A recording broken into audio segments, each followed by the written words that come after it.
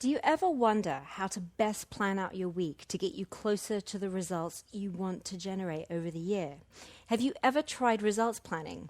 Well, today we're going to plan your year right down to your weekly schedule based on the results you want to create. It sounds so obvious, and believe me, it is, but also believe me when I say that you're probably not doing it right now.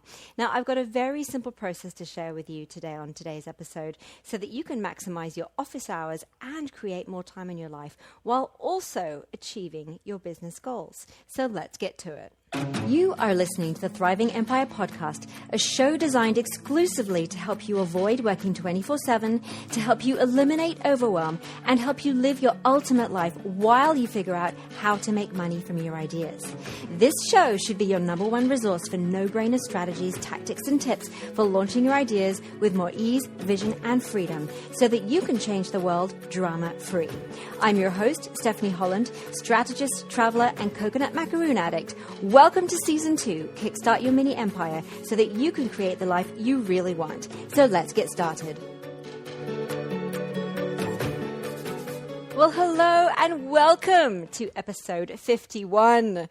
Oh my gosh, I am one episode away from my 1-year anniversary of podcasting, and this is the last episode in this season, Season 2. Oh my gosh, I tell you what, when you commit to something, no matter what, the results you create are insane. Now, I'm talking to committing to a particular task or project in your business, or in your personal life. Whether you write something like 2,000 words a day to create your first book, or work with one client a week for 6 months, or produce one podcast episode a week for a year like I've done, or, another example of what I've done this year is commit to a strength training schedule every single week since January. But whatever it is you're doing for either your professional life or your personal life, the most exciting result you achieve is this. It's the person you become, the version of yourself that you become as a result of committing to showing up no matter what, showing up and following through with the process regularly for doing what you're doing. I can tell you, man, it is not easy. You know, if you are a person who shows up regularly for whatever it is that you've decided you're going to show up for, you know it's not easy too. Sometimes you're tired and you just don't feel like it. Sometimes you feel like it's all just pointless. Sometimes you're just in a really bad mood and want to just tell the whole world to F off. Sometimes you think, oh, it won't matter if I just skip it this one time. But you've got to do it anyway. And those of us who do it, we do it anyway. I really did. And I'm so excited that I've done it. I've created another layer to the body of work that I'm creating that helps small single business owners launch their ideas with more passion, purpose, and vision. And less drama, pain, and burnout. And that, to me, is so amazing. So think about what you can do daily, weekly, or monthly to help you accomplish the same thing, to help you become another version of yourself, a more incredible version of yourself. So set yourself a goal and then, as Nike would suggest, just do it. So moving on to this episode, you have now got your strategic and tactical focus for your current project. Now, if you don't know what I'm talking about, head back over to episodes 49 and 50. Listen to them and then come right back here. Now, if you've done the word sheets for those episodes, you are going to feel amazing. And I would really love you to send me an email. I'd love to know what you're working on, your project, and where you're at in the 6-stage process that we talked about in the last episode. Which gap you're currently focusing on closing so that you can achieve your business goals. Now, for the last lesson, or the last episode, I should say, in this section of this season that I call Focused Ambition, I want to connect your big vision with the next 12 months.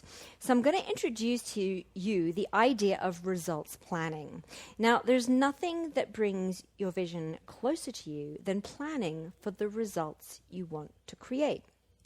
Now, I'm talking about the outputs, like what exists because you showed up, what exists in the world that people can use in some way, that they can buy from you.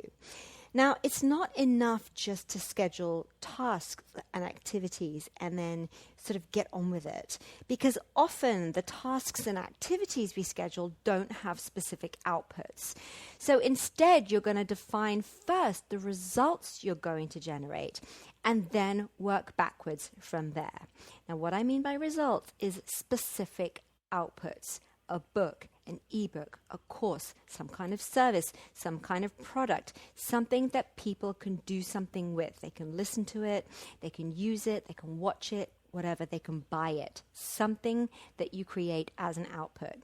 Now, mapping out the results or outputs you want to generate over the next 12 months is really a way of pulling your vision into your reality, because it enables you to reverse plan everything required to make them happen. So if you know that you want to have a book written in 6 months, then you can month by month decide on the output to create that 6-month result of having a book.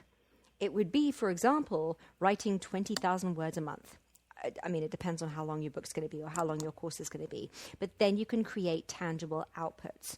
So for your core focus project right now, I want you to look at where you are now and start thinking about what you want to have created or produced month by month over the next 12 months to achieve that goal. So specifically focus on the results you want to generate month by month. Now, this is such a wonderful exercise because the strategies and tactics you have defined can be then organized in a really logical, linear rollout, and it's going to feel so much more manageable and spacious over a 12-month time frame. So again, let's take the book example. Rather than writing 20,000 words a month for 6 months, that's way too long for a book anyway. The average length of a novel is about 60,000 words. So unless you're writing a Lord of the Rings, you're not really going to need to write 20,000 words a month.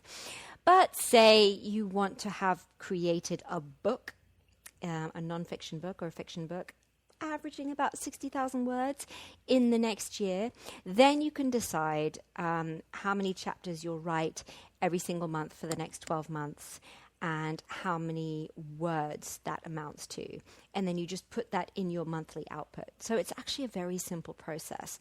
So then month by month, you can start defining the actions and activities required to generate those results. So if you have to write, say, 2,000 words a week, then you block out 2 to 4 hours every Thursday in your calendar to write 2,000 words. It is that simple.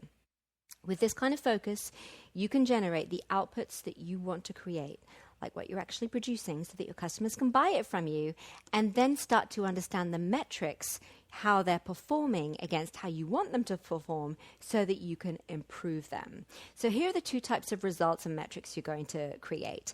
The first one is what you're producing, your outputs. So, for example, a podcast episode, or a draft of your second book, or an 8-week coaching program, the outline and all the contents, or a 4-week online yoga retreat immersion, or your first ebook, or whatever.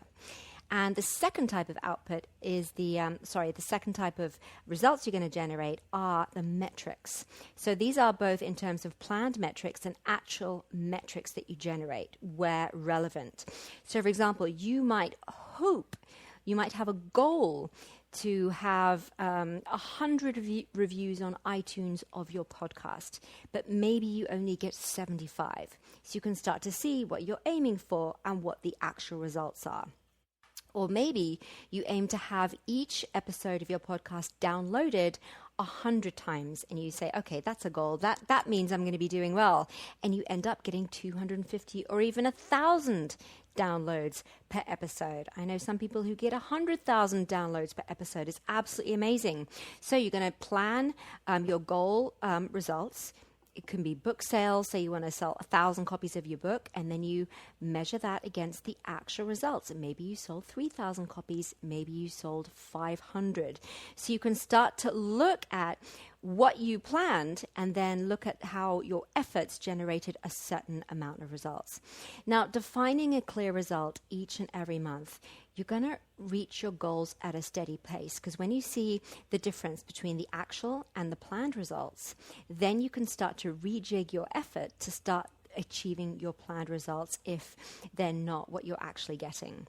But you're also going to be focused on generating results just in general and outputs in general, which can change the game for you forever. You are never again going to finish a week with nothing to show for it. That happens so often with my clients. They're working. It's a lot of busy work. Granted, 70% of it is often a lot of drama, which of course doesn't produce an output. But even with the busy work, it doesn't produce actual outputs. So when you really start focusing on results in terms of outputs, it changes the game, okay? Then, at the end of this 12-month period, what you've mapped out, what you've used over the next 12 months, at the end of this 12 months will also serve as your year in review document, because it will document every single output you created and every single result you aimed for and achieved over the last 12 months. So you are never going to have, as I already said, nothing to show for your time and energy ever again, which is so, so cool. Now, this whole module, in fact, this whole podcast season 2 is a repeatable framework that you can use to bring your vision to life. Now, you've distilled your 3-year business vision into a core project focus. You've determined the strategies and tactics that will help you design and deliver your core project. And now you're literally plotting the results of those strategies and tactics into a 12-month plan, which means you can plan your weekly schedule. I'm always caught up between saying schedule or schedule with precision every single week. Now, in a nutshell, this process helps you make plans that make better sense for your goals. What could be more amazing than that? So every time you sit down to work, you know exactly what you need to focus on. So if you have the podcast study pack for season 2, crack open the worksheet 4.5 to start creating your 12-month plan and weekly schedule. Now, if you don't have your copy yet, don't worry. You can grab one at stephanieholland.co/51. You'll get a worksheet for each episode so that you can implement your learnings and insights ASAP. And you'll also receive a ton of other multimedia resources I don't share anywhere else, all for $27. And listen, do me a favor, please. If you love the podcast and this show, would you rate and review it for me on iTunes? That would help other people find the podcast more easily, and I'd really appreciate it. But anyway, until next time, there will be a next time. Even though this is the end of season 2, season 3 is coming up ASAP. Until then, keep thriving on all levels so that you can stay in the game until you get the results you're looking for. Thank you so much for being here today. Have a beautiful week. Thank you for listening to this episode of Thriving Empire Podcast. I really appreciate you being here. Now, if you're not subscribed already, be sure to do that right now. Head over to stephanieholland.co and sign up right on the page so you never miss an episode. You'll also get my latest strategic worksheet for maximizing your personal freedom while you launch your ideas. And if you enjoyed this episode a lot, I would love it so much if you would do me a quick favor and rate and review the podcast. This will help me get the podcast discovered by more solopreneurs so that I can help them minimize the pain, drama, and burnout of launching their ideas too. Just search for Thriving Empire on your favorite podcast platform, subscribe, and review. Thank you so much. So you have a beautiful week, and I'll see you next time on Thriving Empire.